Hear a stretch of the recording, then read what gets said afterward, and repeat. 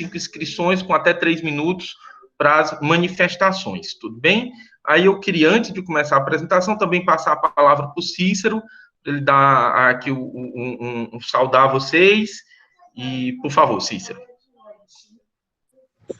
Vocês me desculpem, aqui eu estou no celular, estou ligando aqui o computador para poder ligar a câmera, mas eu vou ficar só com... Mas eu vou tentar ligar aqui a câmera, porque eu estou no celular, mas eu acho que dá certo.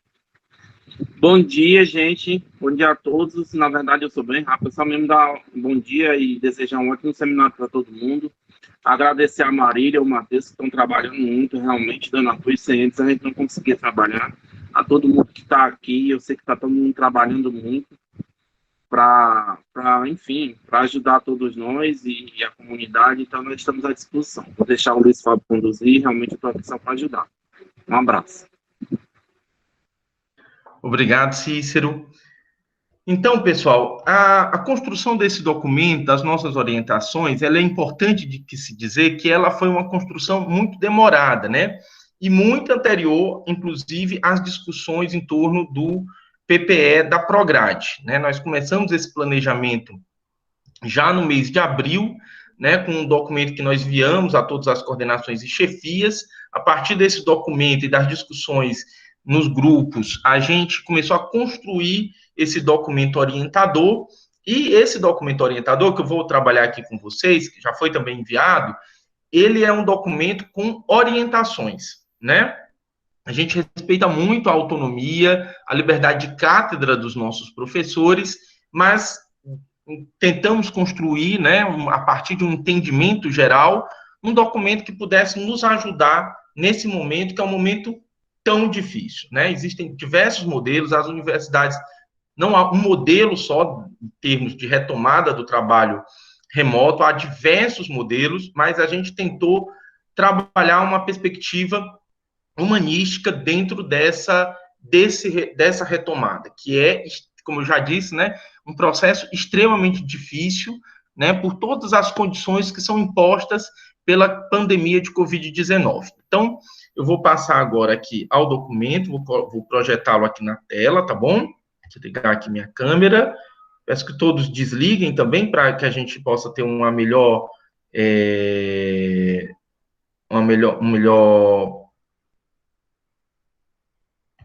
rendimento, né, da sala. Espera aí, só um instante, que eu tenho que abrir aqui. Aqui, deixa eu ver.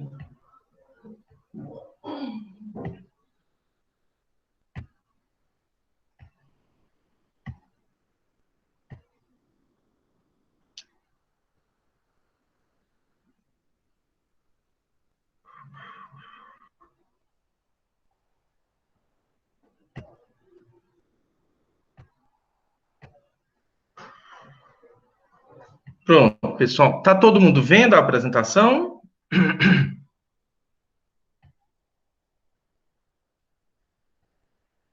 Sim.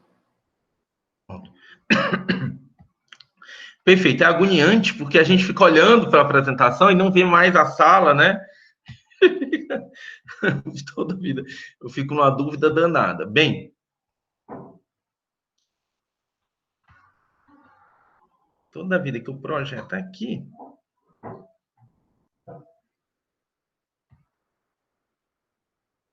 Pronto. Então, esse foi o documento, né, que a gente construiu, nós chamamos ele de Ser de Humanas na Pandemia, Ações Político-Pedagógicas do CH.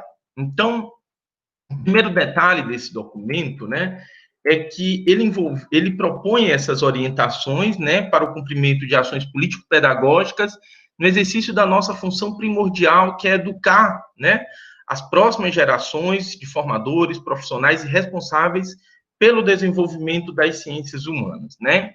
Então, esse documento ele é resultado de uma série de preocupações que foram compartilhadas pela direção do centro, com as coordenações de curso, tanto de graduação como de pós-graduação também, as chefias de departamento, e o seu objetivo é justamente promover um bom andamento das atividades em uma situação de isolamento que, entre outras coisas, causa inúmeros sofrimentos e nos impõe sérios desafios educacionais. Então, também dentro desse processo nós tivemos um processo de escuta com os estudantes para pensar justamente como esses processos. Eu tive a oportunidade de discutir esse documento num evento do nosso DCE, né, que nós reconhecemos como a representação legítima dos estudantes, inclusive nos posicionamos contrários aos eventos que foram, né, que aconteceram na última reunião do CEP. É importante registrar isso, porque, de fato, há uma preocupação muito grande, né, em relação à garantia da participação estudantil nos processos que conduzem à Universidade Federal do Ceará, certo? E nesses pontos, né, os pontos que são tratados nesse documento, né, não existem exigências e obrigações, mas recomendações que estamos propondo aqui como uma partilha, tá? As orientações seguem uma perspectiva de preservar um ambiente acadêmico humano, que considera os efeitos sociais da pandemia e atua no sentido de promover uma diminuição do impacto negativo das aulas remotas, considerando o princípio de que ninguém realmente fique para trás ao final dessa empreitada. E aí o documento, ele tem 6 eixos, tá? Adaptação das disciplinas, cuidado com o outro, desenvolvimento das atividades, acompanhamento das atividades, avaliação do desempenho e o fechamento das disciplinas, que é outro processo também que a gente vai tratar aqui. No primeiro eixo, a adaptação das disciplinas, a gente tenta responder a uma questão que é muito feita pelos nossos estudantes. Eu vou ter aula normal? Não. O nosso entendimento é que esse momento não é normal. Nós não estamos vivendo um novo normal. Nós lutamos muito, inclusive, impusemos, né, assim, em todas as discussões que nós tivemos com a administração superior, nós nos posicionamos como num contraponto à ideia de que a UFC estava funcionando normalmente. Então, toda a nossa luta foi para que realmente esta ideia não progredisse dentro da nossa universidade. As disciplinas que nós vamos recomeçar, né, elas não têm como serem replicadas, né? O meio remoto, ele não é a replicação do meio presencial, que é o meio adequado, que é o meio que todos nós gostaríamos de estar retomando o trabalho por meio de aulas presenciais, né? Então, nós estamos vivendo uma outra realidade, uma realidade extraordinária e emergencial. Eu queria muito que essa palavra, assim, não saísse das nossas mentes. É uma realidade extraordinária, é uma realidade emergencial e é uma realidade que exige de nós que sejam feitas adaptações a essa realidade. Então, esse é um compromisso nosso. Em nenhum momento nós vamos defender que esta ideia de um novo normal e que depois, até como se tem discutido, que a universidade ficará funcionando por meio remoto, vai incorporar isso e pronto, será assim um novo normal. Não é um novo normal. É uma realidade circunstancial e situacional que nós vamos ter que enfrentar, certo? E para isso nós precisamos de um processo de adaptação. Nosso entendimento é que sim, haverá perda na qualidade do ensino, nós precisamos ser honestos com a comunidade e reconhecer que existirão, sim, perdas, e é preciso uma conversa franca entre professores e estudantes para o reconhecimento desse problema, no contexto de uma realidade que, insistimos, é excepcional, é extraordinária e é emergencial. O sucesso das atividades adaptadas, né, a essas circunstâncias que nos são impostas, né, vai depender muito da capacidade de envolvimento das pessoas e o desejo de promover a melhor formação possível, reconhecendo limites e possibilidades desse momento extraordinário. Gente, problema para colocar não vai faltar. São muitos problemas. Então, realmente, o que vai definir a possibilidade da gente ter algum êxito é a questão do envolvimento, do engajamento e da vontade de fazer algo que possa, ali naquele momento, suprir essa dificuldade ou enfrentar essa dificuldade que nós estamos encarando nesse momento, tá? Por isso é muito importante dos nossos professores uma conversa com as suas turmas, apresentar o novo plano do curso e adequar os objetivos das disciplinas às condições de trabalho e estudo da turma, deixando todos esses pontos bem esclarecidos aos estudantes. Nós precisamos realmente ser francos, honestos, encarar o que nós podemos e o que nós não podemos fazer, e entender que esse momento exige uma série de outras ações que precisam ser devidamente esclarecidas aos estudantes. O estudante ele precisa ter toda a formação possível, né, ali no início da disciplina, para que ele tenha clareza do que é que ele está vai enfrentar ao longo desse semestre excepcional, extraordinário. O ambiente da disciplina adaptada, ele precisa ser acolhedor, com possibilidades plurais de acompanhamento e atenção ao estudante, atravessado pelos problemas sociais que constituem a vida no Brasil em tempos de pandemia.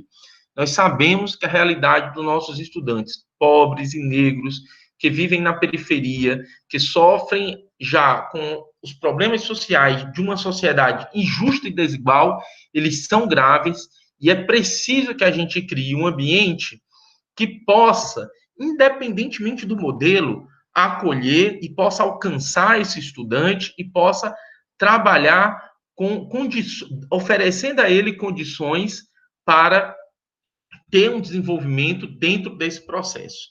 Então, isso é muito importante. Não tem fórmula, não tem modelo e requer um esforço realmente, requer realmente um engajamento. É preciso, né, ter realmente uma disposição para alcançar esses objetivos, porque não há uma receita, né? A gente não estava preparado para esse momento, até falava isso.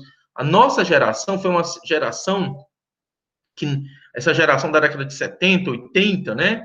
Até 60, nós temos professores até mais velhos, mas que já têm uma vivência, uma experiência maior dentro da universidade, mas que nunca enfrentaram uma situação de guerra ou uma situação de pandemia, e tudo isso é uma novidade para a gente. Então, realmente, isso está nos colocando diante de desafios que são inéditos para essa geração, para as últimas gerações, né, que já viveram, né, que se desenvolveram no mundo pós Segunda Guerra Mundial, em que a gente não enfrentou um fenômeno dessa magnitude. Então, realmente, isso exige da gente uma capacidade que a gente vai ter que aprender a ter, porque nós não tivemos isso, né? Nós não vivemos isso. E com todas as contradições de um governo absolutamente inacreditável. Nós vivemos num momento no Brasil de um governo completamente indefinível pela sua incapacidade, pelo seu total abandono à universidade, à educação. Nós estamos vivendo aí um momento, né, que nós não temos ministro da educação, não temos ministro da saúde, né? Agora foi nomeado uma pessoa que assim, sem palavras, né, com até pregações relacionadas à violência contra a criança. Nós temos que encarar essa situação. Então, é um momento político e social extremamente difícil, né? E isso não afeta a todos nós da maneira igual, não. Eu tenho também feito essa discussão. Nós estamos em condições, enfrentando determinadas condições, mas nós temos condições muito desiguais. A relação é desigual entre nós, professores e estudantes, mas também os nossos estudantes dispõem de condições sociais muito diferentes. E a gente precisa entender isso e encarar também esse processo de adaptação, considerando essas diferenças. Por isso, o segundo ponto das nossas orientações é o cuidado com o outro. Estou doente, sou obrigado a assistir a aula, estou com... Né, a palavra que eu mais tenho ouvido, gente, nesses últimos tempos, se chama ansiedade, depressão. Então, as pessoas estão realmente com muitas dificuldades, né? Estamos vivendo um tempo que nos impõe diariamente desafios desconhecidos e é impossível desenvolver qualquer atividade de trabalho ou estudo sem considerar essas dificuldades impostas pela pandemia, pelas condições sociais do nosso país. Certo? Então, o acordo básico que nós defendemos entre professores e estudantes precisa passar pelo cuidado mútuo de uns com os outros. Sem esse entendimento, não existe possibilidade de qualquer atividade prosperar. Então, escutem-se. É muito importante, gente. É muito importante a gente falar, a gente se pronunciar, mas é muito importante também a gente escutar o outro. Então, esse cuidado com o outro, ele agora, nesse momento, é fundamental. Então, isso precisa estar presente no interior das disciplinas adaptadas.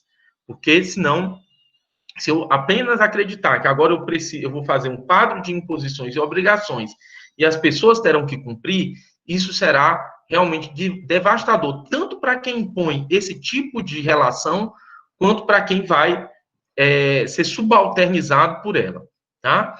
Então, muitos estudantes não conseguem se adaptar ao meio remoto e conviver com as rotinas de estudo e trabalho doméstico. O mesmo não tem ambiência para isso. É preciso ouvir quais as possibilidades desse estudante e traçar ações específicas para ele. Tem gente que não tem condições. Temos um plano que nós não consideramos suficiente de inclusão digital na Universidade Federal do Ceará. Os chips, eles não vão resolver a situação. Estamos batalhando para que equipamentos pudessem ser disponibilizados, né? A gente fez muito essa luta, fez muito essa reivindicação e temos feito e vamos continuar fazendo.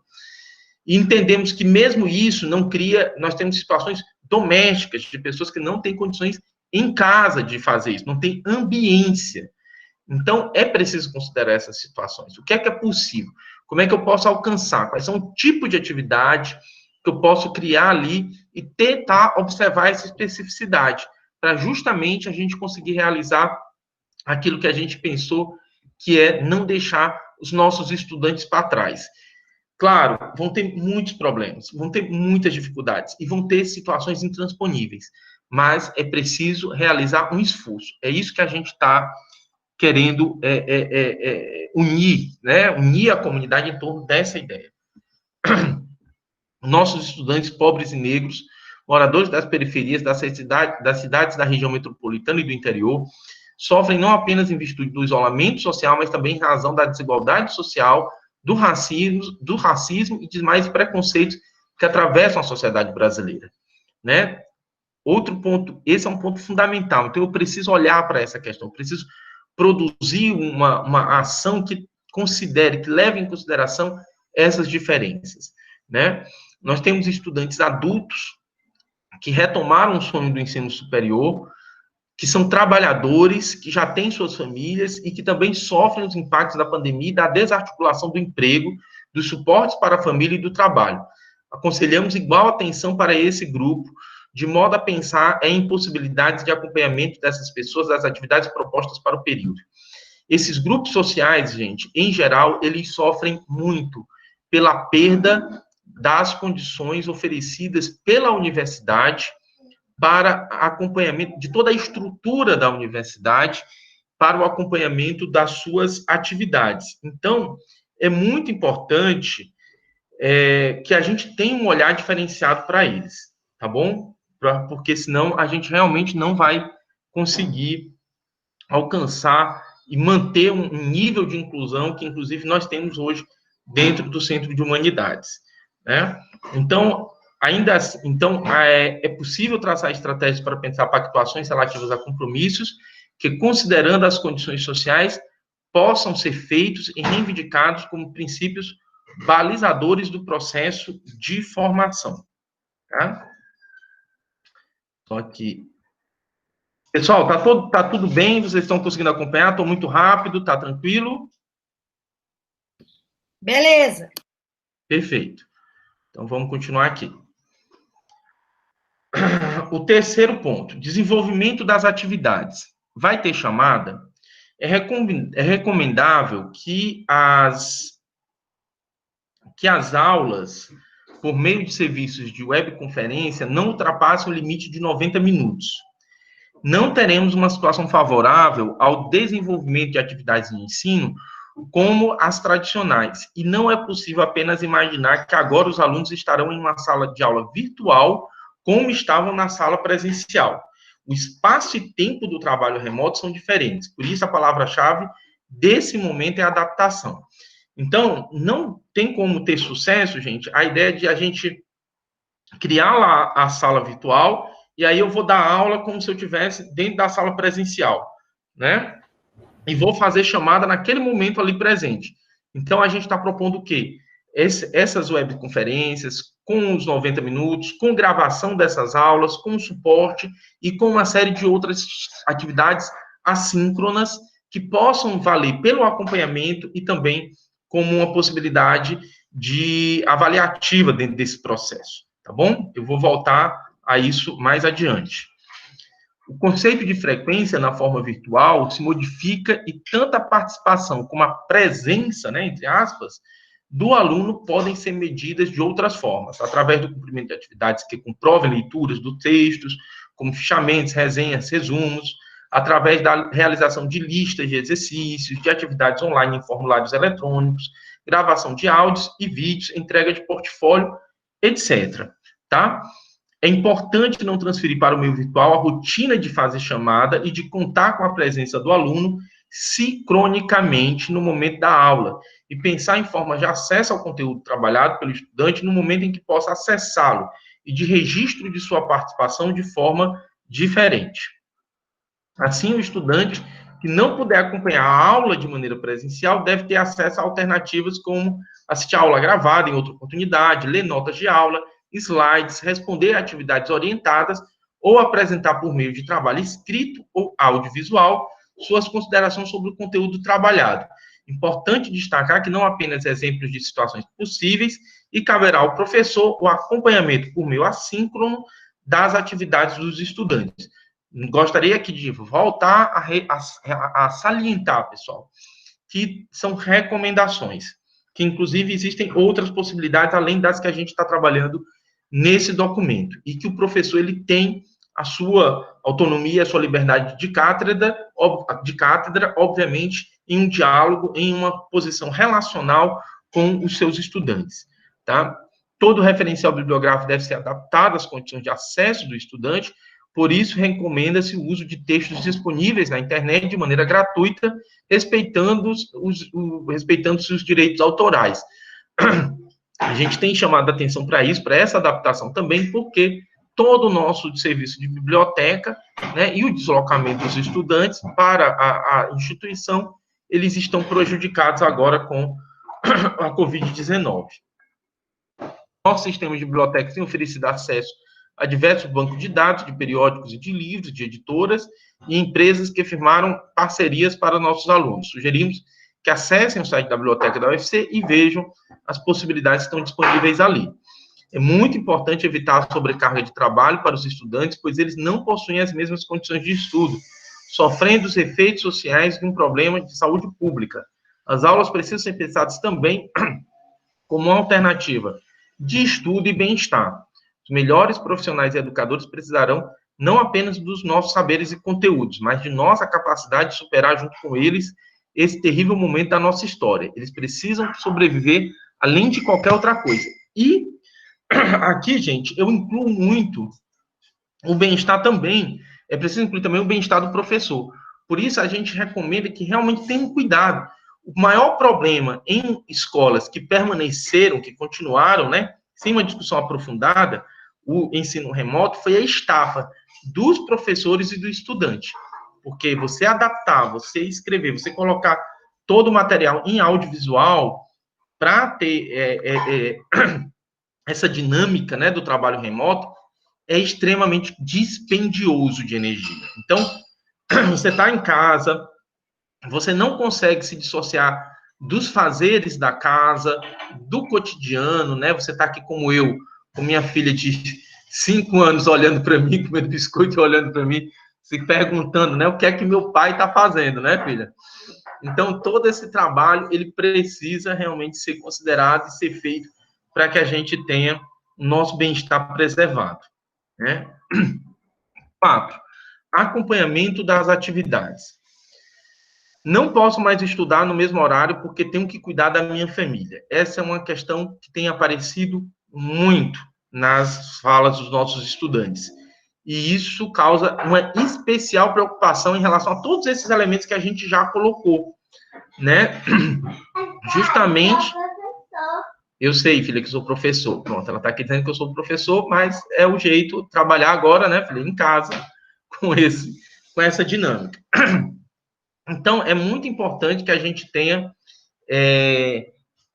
esse cuidado, tá? Na hora de justamente pensar essas atividades, né? Então, não é possível, como já destacado, entrar nas atividades remotas apostando no mesmo sistema de acompanhamento retratado no formato clássico de sala de aula, tá bom? As aulas virtuais, elas são um momento, e a UFC está disponibilizando dois sistemas para isso. O Solar, que é o nosso sistema, é um sistema criado na universidade, e o G Suite, que é uma empresa privada paga, né? A UFC paga uma conta e dispõe desses serviços de Google Meet, de Google Classrooms. Então, tem esses dois serviços. Em geral, o serviço do G Suite, ele exige uma conta institucional. O Google Meet ele pode ser utilizado pelos estudantes em outra conta, mas o professor, para que ele tenha acesso a algumas ferramentas, ele precisará ter uma conta institucional. E o Solar, que é o sistema de ensino à distância que foi desenvolvido pela UFC Virtual.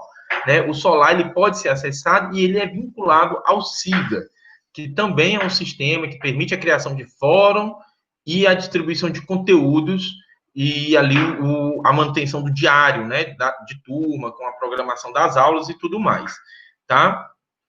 Então, esses são os serviços que estão sendo disponibilizados, embora a UFC não tenha definido um padrão para webconferência durante o trabalho remoto, justamente porque vários professores usam serviços diferentes. Tem pessoas trabalhando com Zoom e com outras ferramentas, tá? Mas então, o Solar e o SIGA são os institucionais desenvolvidos pela universidade, e o G Suite é uma empresa privada que a UFC está pagando uma conta para ter acesso a um determinado tipo de serviços dentro desses Google Meet, Google Classroom, o serviço da Google oferece. Ferramentas como o e-mail, o SIGA, fóruns e grupos em aplicativos de mensagens podem ser alternativas para um acompanhamento sistemático com atenção às condições de trabalho e adequação de ações político-pedagógicas dos cursos e disciplinas e formas de convivência saudável no ambiente virtual. Aí nós temos uma série de anexos ao documento, né, que a gente enviou, mas também vamos reenviar por e-mail, que tem algumas dicas e orientações em relação a esse tipo de trabalho. É preciso produzir soluções para diversos cenários, criando alternativas aos estudantes de acesso e demonstração de suas capacidades em elaborar formas de conhecimento em um tempo de isolamento social. Sabemos que não é tarefa fácil e, por não existir a relação face a face entre professor e aluno, essa construção exige uma preocupação maior. A gente sabe que muitos dos nossos professores não é nem a questão do domínio técnico, mas é realmente do domínio didático-pedagógico dessas ferramentas, porque a grande parte da nossa comunidade nunca trabalhou com esses serviços, né? Então, nós temos uma parte da nossa comunidade que efetivamente já trabalhou com o Solar, né, com essas ferramentas, mas a maior parte da gente, nós não trabalhamos. Então, de fato, muita coisa digamos assim, um teste, realmente, é uma experiência, e a gente vai, dentro do Centro de Humanidades, criar um grupo, né, uma comissão de avaliação para acompanhar esse processo, e para ao longo dele a gente está tentando fazer algumas readaptações, inclusive, porque, de fato, é uma experiência. Então, é importante destacar que esse será um tempo de aprendizado e valorização de potenciais, que, em geral, ainda representam novidades e questões para as quais ainda não temos soluções definidas. Então, gente, é muito esse espírito, tá? Que a gente vai realmente de tentar aprender e tentar solucionar questões que estão na ordem do dia hoje. Outra questão é a avaliação. Ela tem inquietado muitos estudantes. Então, uma das perguntas que sempre chega para a gente é: e agora, vai ter prova? Né? Vai ter prova, o professor vai poder botar todo mundo numa sala, ou criar uma sala virtual, né? Todo mundo ali fazendo prova, professor olhando para as pessoas ali por meio das câmeras, né? Como todo processo, a gente entende que a avaliação também precisa ser reinventada, porque a gente não pode acreditar que um determinado dia iremos reunir os alunos, aplicar questões e pedir para eles resolverem em determinado tempo. Então, isso efetivamente, muito provavelmente, no meio virtual, no meio remoto, não irá acontecer, tá? É muito importante que ao longo desse processo tenhamos um olhar para que a avaliação ela esteja conectada ao acompanhamento, com possibilidades de ela ser resultado de um processo constituído por etapas discutidas e definidas desde o início da caminhada. Então, o estudante ele tem que estar ali desde o início, né, desde a primeira semana, sabendo o que vai acontecer, inclusive, né, no acompanhamento e nos processos avaliativos. Isso é, assim, um acordo, uma pactuação básica que a gente entende que precisa ser feita nesse momento, tá? É fundamental, em função dos efeitos sociais da pandemia, evitar que a avaliação se torne um peso e motivo de adoecimento dos estudantes. O princípio da excelência educacional precisa ser mantido sem perder de vista um cuidado necessário neste momento, absolutamente extraordinário, de luta coletiva pela sobrevivência. Então, a gente tem que considerar isso, né? A gente não pode, em nome de uma excelência desejada, submeter as pessoas a um estado de sofrimento que vai criar uma série de outras situações de adoecimento social e de adoecimento do próprio professor, que, quando faz uma série de exigências, também vai se sentir sobrecarregado em cumprir, né, uma série de metas estabelecidas. Então, é preciso ter um cuidado muito especial, uma relação muito dialógica, de cuidado de si e do outro, para que isso não gere um outro processo de adoecimento, tá? É preciso ainda garantir múltiplos instrumentos e seguir obedecendo ao regimento da UFC, que prevê pelo menos 2 avaliações nas disciplinas. Cada professor vai decidir como vai proceder a essa avaliação no contexto de isolamento e de atividades remotas. A gente entende que essas avaliações, elas podem acontecer por meio de um processo de acompanhamento e não necessariamente elas precisam ser avaliações que vão gerar uma nota e aquela nota submeter o estudante a uma reprovação, tá? Muitas universidades têm discutido a continuidade do trabalho, inclusive sem esse instrumento, né, de uma avaliação ou de uma reprovação, sem esse dispositivo, entendendo que este momento é um momento realmente excepcional, tá? O rigor acadêmico não pode significar, neste momento, uma camisa de força que nos impede de atender demandas formativas, mas um princípio dialógico com o qual cada professor irá trabalhar por meio de negociações e pactuações relativas aos diversos grupos sociais presentes em cada disciplina. Obviamente, isso precisa ser também considerado dentro de uma perspectiva de autonomia do professor e da liberdade de cátedra que cada um tem para realmente desenvolver as ações com quem ele também se sente confortável e se sente satisfeito dentro do processo de acompanhamento e avaliação de um determinado grupo de estudantes. Os critérios de avaliação precisam ser bem definidos e estarem retratados de maneira adequada no plano de aula, com possibilidade de discussão e negociação para o alcance de resultados que considerem as diferenças e desigualdades sociais. Último ponto, tá? E aí a gente vai já abrir para as questões, né? É o fechamento das disciplinas, né? Então, vou ser reprovado é uma preocupação muito pertinente, né? Se o estudante, de repente, ele começa, sofre alguma dificuldade em algum momento, e isso é provável que aconteça, porque o estudante pode ser que no meio da disciplina ele adoeça, pode ser que ele realmente não tenha condições psicológicas, pode ser que as condições materiais tenham sido dificuldades, enfim, é possível acontecer alguma coisa, e aí a preocupação é iniciar esse processo e ele ser reprovado sem as chances, né, que ele tinha no meio presencial, com as avaliações, com as datas, com as aulas naquele momento, com o final da disciplina marcado com uma semana de avaliação final e tudo mais. Então, é preciso um cuidado muito especial na hora de consolidar a disciplina.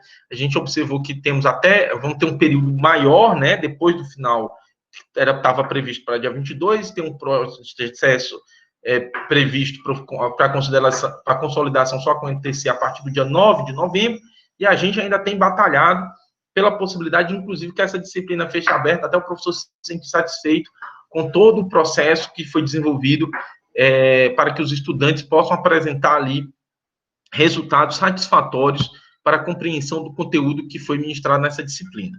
Então, isso não deve ser feito sem um exaustivo trabalho de atenção aos estudantes, né, o fechamento da disciplina, que, porventura, não conseguiram acompanhar de maneira satisfatória. Então, realmente, possibilitar que eles tenham novas chances de demonstrar que aquele conteúdo eles conseguiram, de fato, ter uma relação de aprendizagem e desenvolver aquele conteúdo, né? O professor deve, na medida do possível, contatar os estudantes e recorrer às coordenações, quando necessário, para um trabalho de busca ativa, evitando o encerramento da disciplina com reprovação dos estudantes matriculados. Sempre que possível, recomenda-se ao professor que busque alternativas para a recuperação de conteúdos e avaliações, criando alternativas, né, criando possibilidades para dificuldades que possam ser contornadas mediante um trabalho concentrado e específico para determinados estudantes, né? A gente até tinha muito a esperança, né? Se vocês verem aquela ideia de que é possível o trabalho híbrido, foi uma luta nossa, né? De dizer assim, não, nós queremos ter a esperança ou a possibilidade de iniciar um tipo de trabalho, mas em um determinado momento, quem sabe, atender presencialmente um grupo de estudantes que não conseguiu acompanhar ou realizar um trabalho concentrado com esse grupo de estudantes, né? Mesmo que não presencial. Então, a gente vai ter que ser móvel nesse sentido, tá? Se a gente realmente quiser alcançar, cumprir esse compromisso de alcançar todo mundo, né? Em caso de o professor precisar de mais tempo para consolidar a disciplina, a situação deve ser informada à coordenação para adequações necessárias nos sistemas de registro de frequência e nota. A gente tem essa visão, né, que pode ser que as disciplinas não consigam se encerrar naquele tempo, o professor precise de mais tempo e a gente vai brigar por isso, né? Então, formar as coordenações, formar a direção e a gente vai fazer essa luta para que isso seja respeitado. Vários outros coordenadores acadêmicos já colocaram essa questão para a Prograde, que dentro do tempo que foi dado, não conseguirão, por meio remoto, concluir essas disciplinas. E eles gostariam de ter um pouco mais de tempo com a disciplina aberta para que a gente pudesse trabalhar e alcançar os resultados, né, que a gente almeja, né? Aqui, repetiu-se. Foi uma repetição. Então, estima-se que o trabalho realmente considere, na prática, a recomendação de não deixar ninguém para trás e criar as melhores condições possíveis, de modo a alcançar um bom aproveitamento desenvolvido de maneira emergencial e extraordinária, tá? Então, gente, foram as recomendações que a gente construiu no âmbito do Centro de Humanidades, né? Elas estão longe de ser perfeitas, elas estão longe de dar conta de tudo que a gente gostaria de dar conta nesse momento, mas elas foram um trabalho muito cuidadoso, construído com muita escuta, para que a gente pudesse ter um conjunto de orientações humanísticas que pudessem suprir um pouco das dúvidas, das questões que muitos dos nossos professores, muitos dos nossos estudantes têm nesse momento, e agora a gente abre o espaço para que vocês também se manifestem, se coloquem, se posicionem, questionem, tá? A gente vai abrir primeiro para 5 questões, com 3 minutos para a intervenção, e aí a gente vai abrindo os blocos até, a gente está com teto, pensamos em meio-dia, podemos ultrapassar um pouquinho, mas aí faríamos esses blocos, né?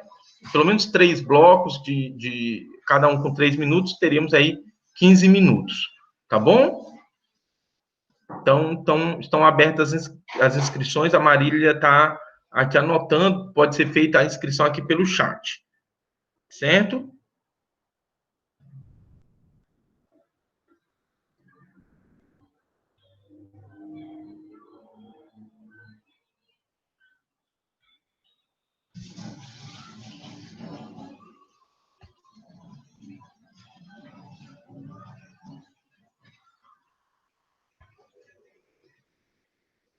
Alguém quer se inscrever? Ninguém quer se inscrever? O professor Christian já se inscreveu, professor. Ah, pronto. Ah, perfeito. É porque, nossa, é porque o chat não me. Eu esqueço às vezes de baixar o chat. Christian, então, por favor. Olá, pessoal. Queria parabenizar a direção do centro pela iniciativa do seminário, né? Um momento para a gente poder conversar a respeito de algumas dúvidas, né? Que ainda restam. Eu queria perguntar, Luiz, sobre os alunos do primeiro semestre, né? Eu tive uma assembleia com os estudantes e houve essa pergunta: os alunos do primeiro semestre, eles poderão suprimir disciplinas? Porque normalmente eles não podem, né, fazer alterações nas disciplinas. Outra pergunta também que foi feita é sobre o processo de colação de grau. Né? Esse processo ele vai acontecer de que modo? Vocês já têm essa informação da Prograde? E, por fim, eu queria perguntar sobre a distribuição dos chips, né? É uma questão que eu até coloquei no grupo dos coordenadores. Hoje já é terça-feira, né? A gente ainda não tem notícia de que a universidade esteja com esse equipamento. Ainda estamos no segundo edital. O segundo edital também foi bem restritivo, né? Então, assim, me preocupa que os estudantes que precisem do chip, eles não vão ter acesso ao chip, e essa foi a garantia mínima, né, de inclusão digital que nos foi dada pela administração superior, né? Então, recebi pela coordenação um e-mail da Faculdade de Farmácia, Odontologia e Enfermagem, comunicado de que, devido a esse atraso na distribuição dos chips, né, eles adiaram o início das aulas só para agosto, né? Acho que dia 3 de agosto. Então, assim, eu sei que não é, talvez não, esse questionamento não o momento adequado não seja aqui no seminário, mas já que a gente está reunido, né, e a nossa reunião só vai ser na sexta-feira, eu temo que esse efeito de última hora possa desmobilizar e desfazer um trabalho que a gente tem acumulado ao longo dessas semanas, tá bom? Então, era isso. Perfeito, Christian. A gente vai fazer um bloco de 5, eu anotei tudo aqui, e aí eu lhe respondo ao fechamento do bloco, tudo bem? Sim, tudo bem.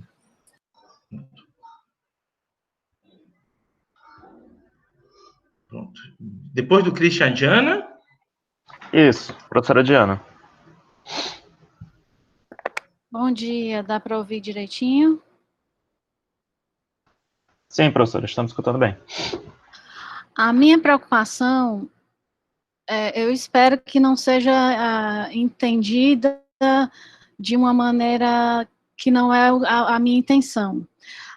Eu estou muito preocupada com os relatos que eu tenho recebido, porque a gente está falando muito dos relatos dos alunos, mas eu estou muito preocupada com os relatos que eu tenho recebido de colegas, de extrema ansiedade, de sentimento de quase estafa, com esse processo de planejamento, de transposição das disciplinas do modo presencial para o modo remoto, dessa forma assim tão súbita como acabou sendo feita, e por pessoas que muitas vezes não têm o necessário preparo nas tecnologias para se sentir tranquilo de fazer isso, sem isso representar um esforço cognitivo, emocional excessivo.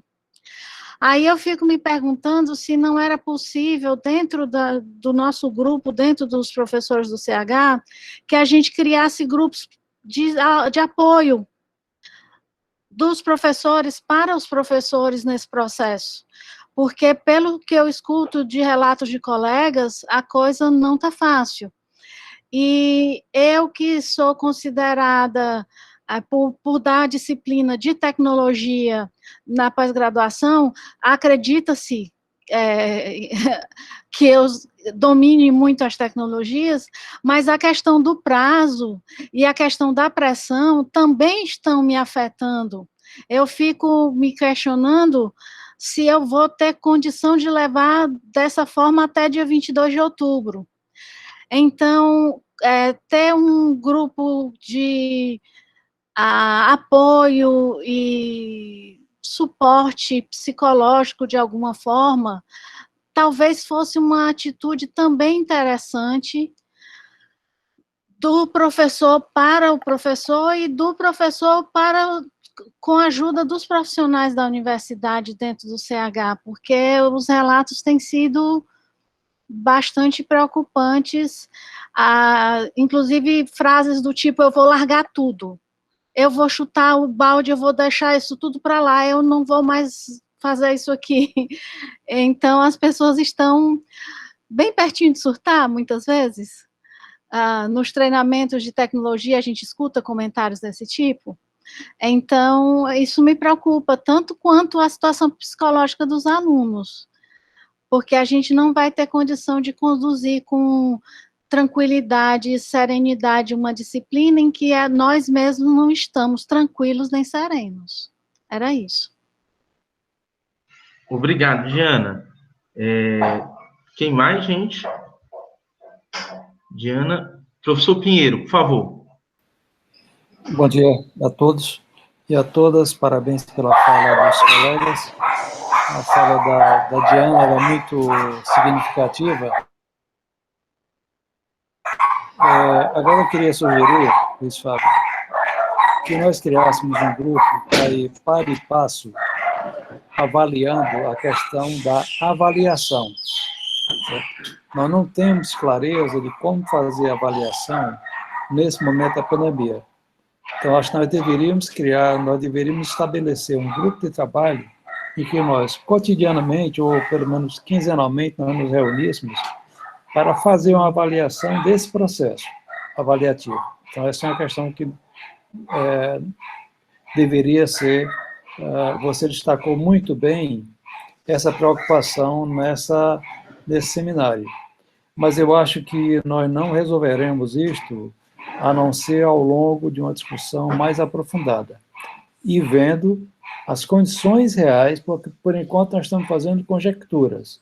Agora vamos ter umas condições reais postas, aí não sei se a partir do dia 27 de julho, porque o Christian levantou uma questão fundamental.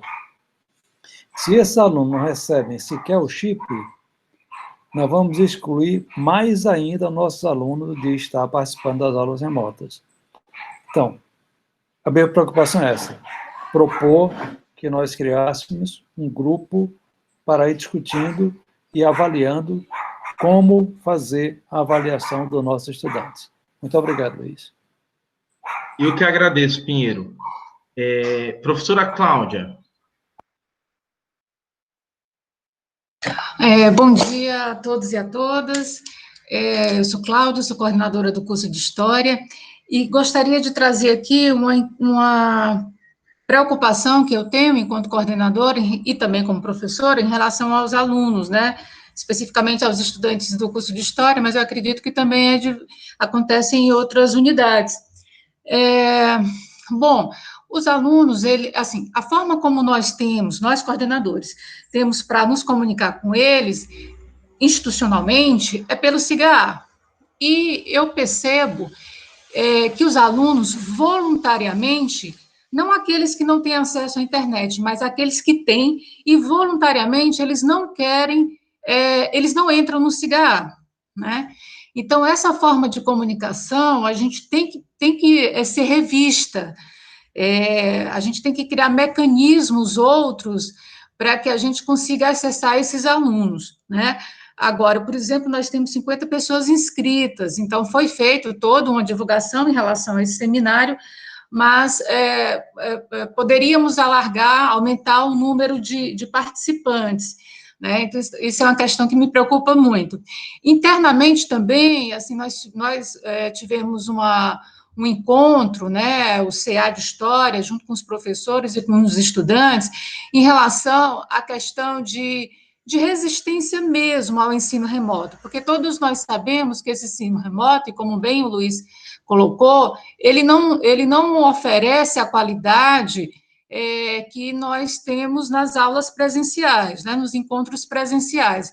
Então, isso fica bastante difícil, bastante complicado. Deixa eu abrir aqui para o pessoal das Libras, né? Então, isso fica bastante complicado, né?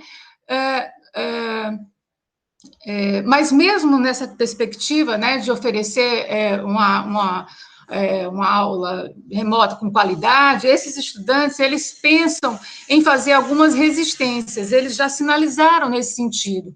E uma dessas resistências foi a questão mesmo de boicotar, né, boicotar as aulas, etc. Particularmente, eu acho que é uma atitude política, de posicionamento, e eu não vejo, enquanto professor, não vejo nenhum problema deles fazerem seus boicotes, né? Isso também tem que estar no nosso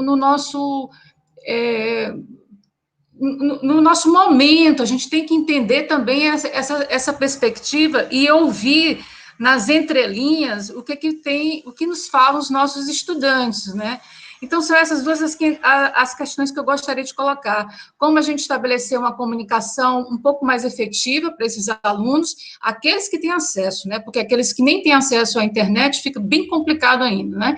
E segundo, sobre essas perspectivas, mesmo aí vai muito ao encontro da questão da avaliação, que foi falada pelos colegas, de como que a gente vai se posicionar, mesmo remotamente, mesmo voltando às aulas remotas, como que nós podemos nos posicionar politicamente nesse novo cotidiano, que está bem longe de ser um cotidiano de normalidade. É isso, obrigada. Obrigado, Cláudia. Professora Débora, por favor.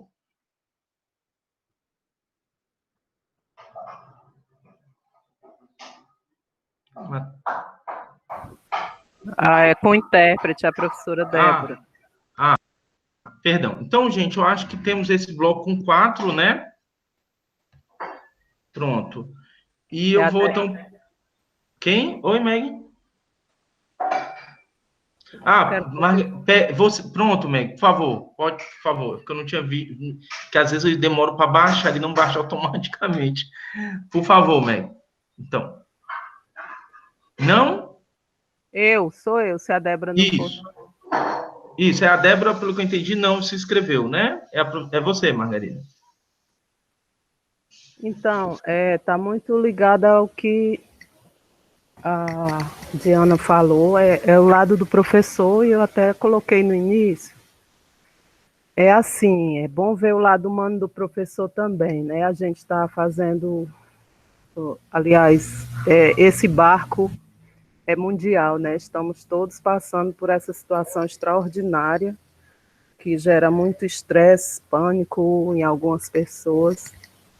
E, assim, eu perguntei já ao Luiz Fábio no privado, mas eu vou colocar aqui. Nós que não estamos nessa lista, que não somos de risco, né? Pelo menos, aparentemente, não somos na idade de risco, não temos nenhuma característica daquela lá, mas que nós temos na nossa casa, somos coabitantes. No meu caso, tenho meus pais, né, que são de idade, têm a saúde bem delicada, e sou eu que estou sozinha aqui com eles, isolada com meu filho. Se for para acontecer alguma coisa assim presencial, alguma coisa que eu me coloque em risco, é colocar todo mundo aqui em risco também. E então, eu creio que outros professores devem estar em situações parecidas, né? Nós faríamos o que numa situação dessa? Como é que eu posso ter alguma garantia, ou pela unidade acadêmica, porque eu tive um momento de muito estresse, de preocupação mesmo, quando falou assim no retorno da aula. Ainda bem que eu me lembrei da disciplina Libras, do UFC Virtual, que foi até eu que organizei, e entrei em contato e já está tudo ok nesse ponto, né? Aí eu fiquei pensando, será que eu vou ter que ir para a justiça para requerer o meu direito de ficar isolada cuidando dos meus pais, né? Então, queria que a gente pudesse ver essa questão, porque nós estamos nesse momento também de ter uma escuta, assim, sermos bem orgânicos, né? Tudo assim, ouvir o outro, ouvir o professor, ouvir os discentes, eles são prioridade, mas há todo um contexto. Eu queria ver, assim, essas situações. O chefe do departamento, o professor Marcos, ele também tem uma situação de cuidados em casa. A professora Kátia, que está agora, ela é subchefe, ele está de férias e ela assumiu, ela tem a situação dela particular também. Esse ponto aí. Grata. Meg, obrigado. E vou falar disso e ter a nossa solidariedade em relação a todo esse processo, né? Que é muito doloroso, gente. É muito doloroso. Eu vou tentar aqui, agora encerramos o primeiro bloco, eu vou tentar aqui passar as questões, tá? Então, como até o Cícero já colocou no chat, Christian, os alunos do primeiro semestre, eles também poderão, né, isso foi garantido, eles poderão também fazer essa regulação, e um entendimento, gente, que a gente já tem no Centro de Humanidades, já tem, aqui já eu e Cícero conversamos, e isso vai ser tratado na próxima reunião do Conselho, que deve ser chamada para sexta-feira. Se os chips não chegarem, as aulas não vão começar no CH também. Então, a gente vai também fazer esse movimento de adiar essa retomada se os chips não chegarem. Isso, para a gente, é básico, e você usou, Christian, uma palavra, você foi muito feliz quando você diz assim, se nem o mínimo que foi garantido, que foi solicitado, for garantido, pode ter certeza que a gente não vai retomar as atividades sem que esse mínimo esteja garantido. Então, isso aí eu acho que não vamos colocar na discussão com os conselheiros, eu acho que é ponto comum, é consenso entre nós que isso seja assim, tá? A questão do sofrimento, Diana, vai ser a questão que a gente mais vai enfrentar. É como a Meg colocou agora. Todos nós estamos passando por uma situação de muito sofrimento, de muita ansiedade, de muito estresse, de muita estafa. Por isso que é fundamental que, dentro desse processo, o professor ele não crie para si mesmo uma rotina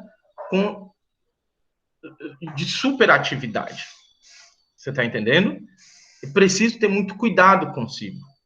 É preciso, em todos os lugares onde essas atividades foram desenvolvidas, essa foi uma questão central.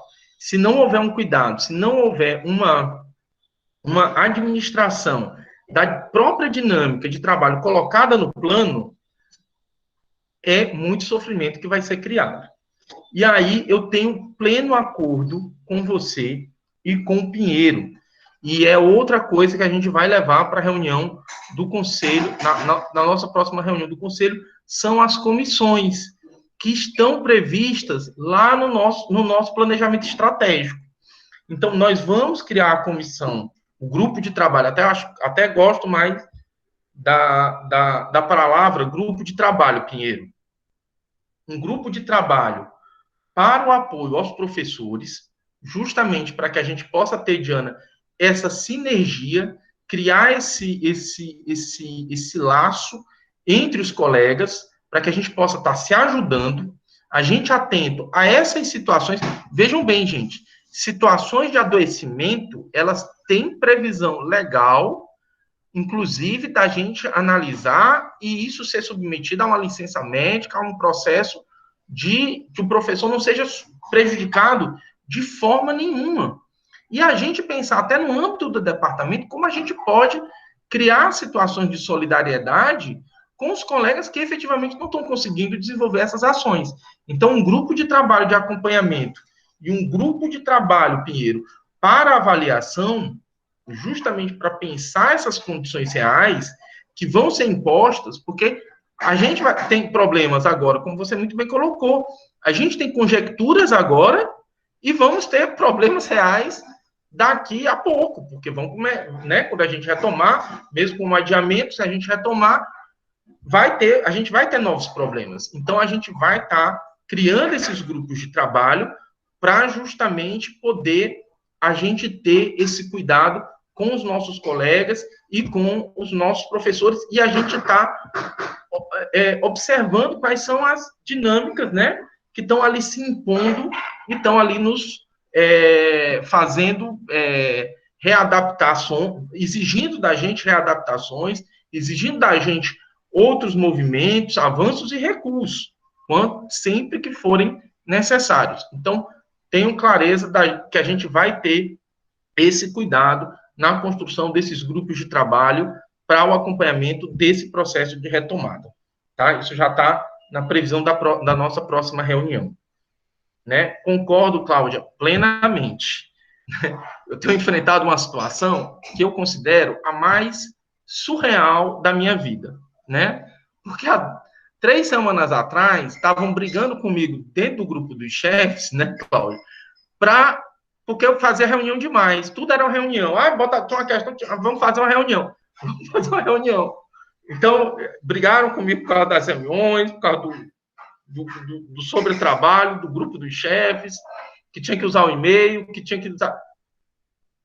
E depois veio uma outra discussão com quem eu tenho tido muita dificuldade, com quem tem tirado muito da minha energia, com a história de que nós não ouvimos, que não sei o quê, que no CH fez uma outra coisa, que não foi um resultado de uma discussão coletiva. Não vou entrar no mérito dessa discussão, eu tenho também que cuidar da minha saúde, e eu também, o Cícero já pediu aqui uma parte, vou passar para ele, mas também não queria fazer desse momento o momento dessa discussão. Mas, sem dúvida, Cláudio, eu concordo. Temos que melhorar a nossa comunicação. Algo pode estar falhando aí, e, sem dúvida, a gente vai trabalhar, e a gente vai escutar, e a gente vai incorporar a crítica, vai fazer a nossa autocrítica, e vamos, efetivamente, tentar melhorar esse processo de comunicação. E aí, Cícero, já eu passo a palavra para você, só concluir essa... porque senão eu me perco, tá? Aí também a gente precisa entender uma coisa que é muito importante, gente. O movimento docente e o movimento discente, eles têm autonomia. Eles têm autonomia. Os nossos estudantes têm o direito de boicotar as atividades. Eu vou ser solidário a eles, na hora que eles querem, vocês, não é isso que vocês querem, não é assim, não tá legal, papapá, eu serei solidário. O movimento docente deflagrar uma greve, eu até, a gente conversou, debateu isso, assim, eu votarei pela greve, eu vou estar lá. Aí disse assim, mas como assim, não sei o quê? Não, vou. Agora, não estou sendo pautado, não estamos, isso eu tenho convicção, no CH nós não estamos sendo pautados pela administração superior. Nós construímos um entendimento dentro de um processo de diálogo, não foi a direção que pautou a retomada dos trabalhos remotos, foi nas reuniões e nas nossas discussões internas que surgiu a ideia de que nós poderíamos desenvolver uma alternativa, né? E nós lutamos muito para, no dia 16, paralisarmos as atividades juntos, e quando fizéssemos a retomada, fazer a retomada juntos. Nós lutamos por isso. Nós sonhamos com isso. Nós desenvolvemos essa intenção. Então, novos fatores surgiram, outros colegas se manifestaram pela suspensão, todos têm o direito de fazer isso e tal, e nós vamos respeitar tanto as iniciativas, as ações do movimento docente, como do movimento discente. Eu, particularmente, fiquei extremamente afetado por algumas coisas que eu não acho justa, né? Tomei algumas atitudes nesses últimos dias, também não vou entrar no mérito dessa questão, mas terei pleno respeito às ações dos meus estudantes, que têm o direito, sim, de manifestar-se contrários ao ensino remoto, a esse tipo de ensino. Então, todo mundo terá a minha solidariedade, meu entendimento de que essas ações podem ser tomadas. E aí, Meg, nós fizemos até uma reunião do Centro de Humanidades sobre a questão das atividades presenciais. Eu acho que há um entendimento de toda a comunidade que não é o momento para atividade presencial, de que a gente não está, a gente trabalhou nos últimos meses para tentar dizer assim, não, então vamos experimentar, vamos fazer esse movimento de tentar fazer o trabalho remoto, e quando chegou aquela ideia do trabalho presencial, nós fomos terminantemente contra. A gente não, estamos mobilizados, estamos trabalhando, estamos fazendo aqui as coisas, vamos proteger os nossos professores e vamos trabalhar no melhor interesse, Meg, pode ter certeza, dos nossos professores. Dos nossos professores. Eu acho que a gente tem feito um trabalho muito transparente, muito honesto, de muito escuta, e vamos continuar fazendo. Vamos continuar fazendo, independente das diferenças. A gente não é perfeito, cometemos erros também dentro desse processo, mas eu acho que a gente também tem ganhado um pouco a confiança dos colegas por saber que a gente tem garantido os fóruns de discussão, tanto é que a gente não tem medo de se expor, não tem medo de criar os espaços para que a gente esteja conversando e discutindo como agora nós estamos fazendo, tá bom? Então, vou passar a palavra para o Cícero, e aí a gente vai acompanhando aqui as inscrições para um outro bloco, tá ok? Pronto. Obrigado, Luiz Fábio. Obrigado aos colegas pelas colocações aqui. Todo mundo está me ouvindo, né?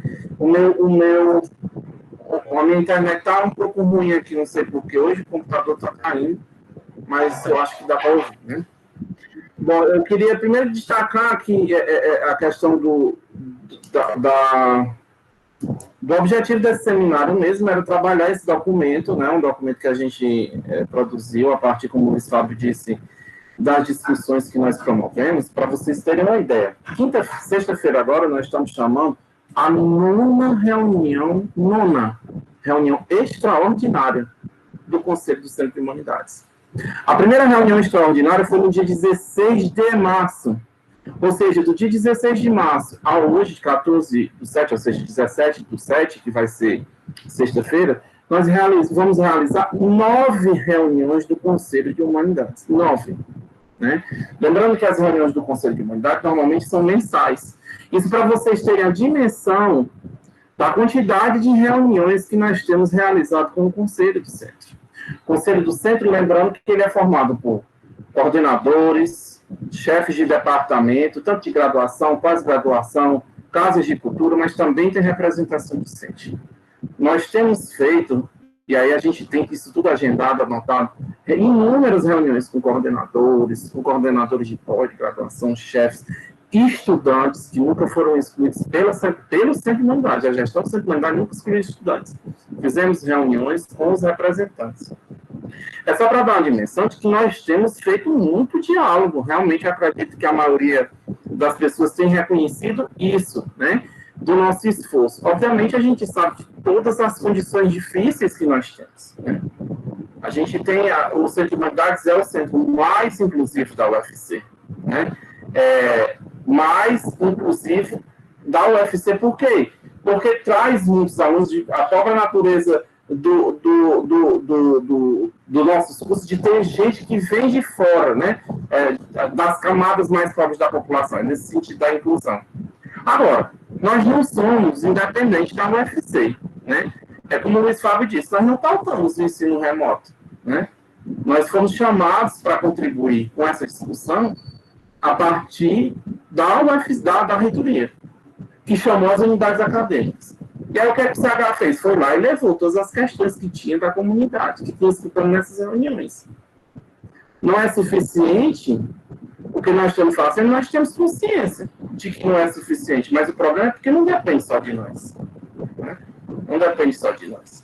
Nós chegamos num conselho que é composto por 17 unidades acadêmicas.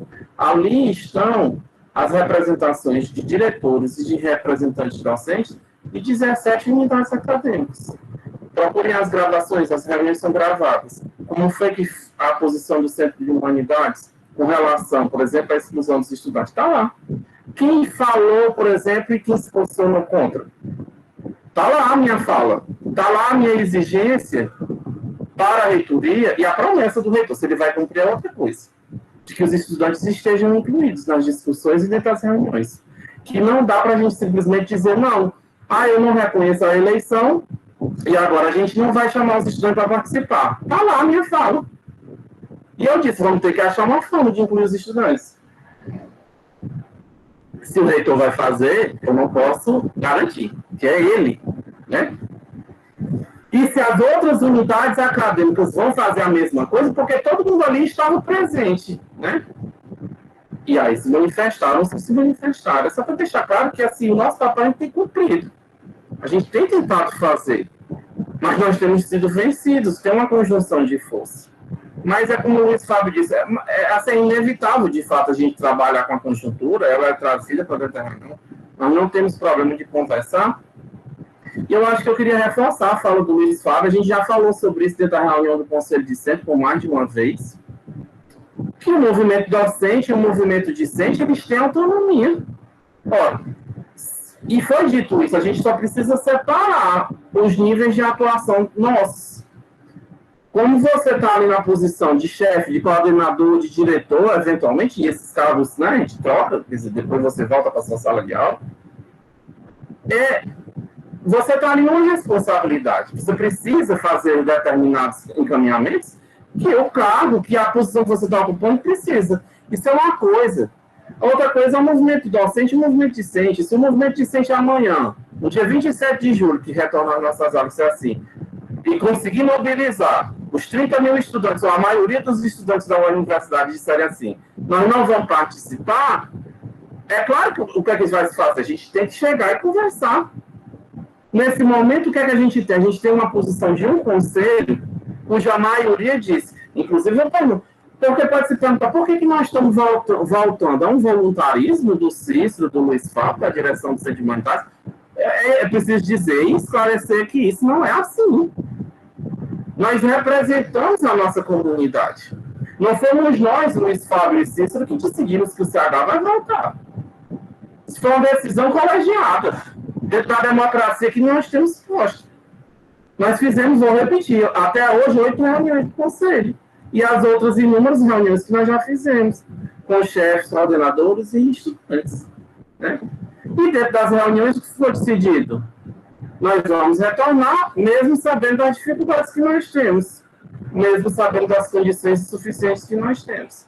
Isso foi a maioria. Teve gente que pautou, por exemplo, que vamos suspender o semestre? Teve, mas não se prosperou. Então, o que é que a gente vai fazer? A gente tem que aceitar a democracia do jeito que ela se põe. Se a maioria está dizendo nós vamos voltar, mesmo sabendo da dificuldade, mesmo sabendo de todos os problemas que nós temos, a gente tem que dar encaminhamento como diretores, porque esse é o nosso papel. Nós estamos ali presidindo o conselho se manifesta. Né? Agora, a avaliação, e aí eu concordo com o Pierre, como o Luiz Fábio já tinha falado, a gente já tinha proposto isso, inclusive dentro do plano estratégico, de instituir esse grupo de trabalho e avaliar o próprio processo em si, não só a avaliação, eu acho que é importante a avaliação, e a gente vai estar atento a isso, como estamos estando desde então. Nós todos os passos estamos avaliando e dando cada passo junto, perguntando é assim, vamos para frente, vamos, inclusive, nos desgastando muito, como ele disse, porque nós também temos as nossas limitações, né?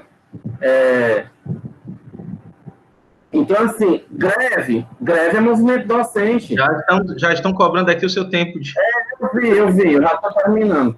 Greve é o movimento docente. O movimento docente vai chamar a greve? Ótimo. Chame a greve. Eu, Cícero, particularmente, sou contra a greve. Acho que no momento não dá para a gente falar em greve por as várias circunstâncias. Mas também eu acho que o fórum é lá, dentro do movimento docente, né? E aqui a gente está conversando dentro da nossa comunidade para saber academicamente o que nós vamos falar. Está no radar da direção greve, movimento discente? Eu acho que está, mas dentro da autonomia que cada um possui, né?